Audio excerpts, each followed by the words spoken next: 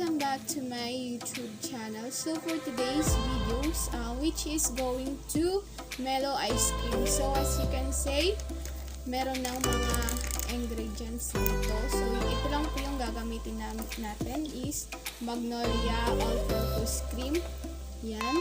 So tatlo po yung ginawa ko para marami yung gagawin ko. And then meron tayong condensed na jersey sweet nuts. Yan. And then kailangan ng angel evaporate. So ayan. And then Milo na kasi marami yung gagawin ko. Ito yung paglalagyan ko. Ayan. Ito pa. So tingnan natin kung anong kinalabasan at maging successful ba yung gagawin kong ice cream. So bukas papakita ko sa inyo din yung resulta ng ginawa kong ice cream. So simulan natin. Let's go! Hi, welcome back to my YouTube channel, Noddy Vlogs.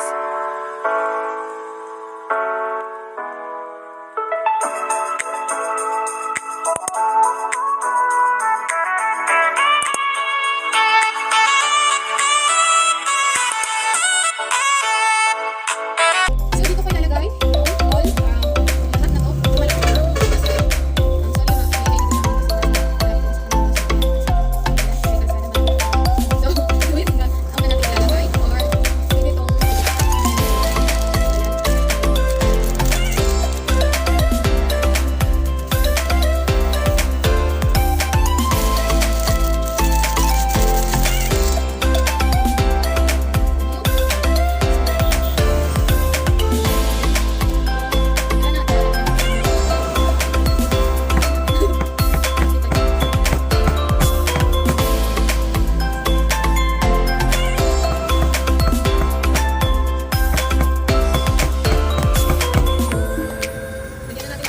Angel evaporate. So,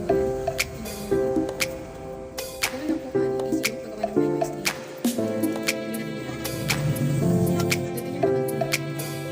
Walang po ano. So, hindi ka tsaka yung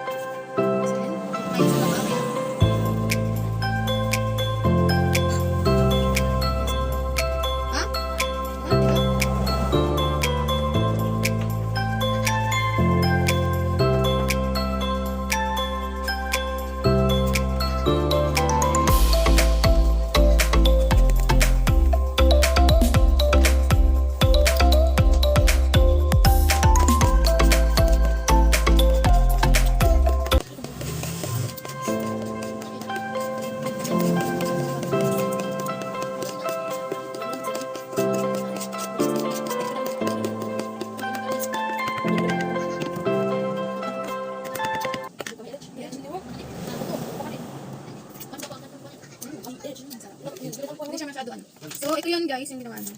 So, ayan. Update ko po kayo bukas kung anong kinalabasan namin. Oh, ayan. Ayan siya, ayan. Yan. So, yun. Update ko po ulit kayo. Sana nagustuhan niyo po yung vlog na to. So, tutorial na din to. Dahil gusto kong ganyan. Dahil nga bukas. So, yun. Babush.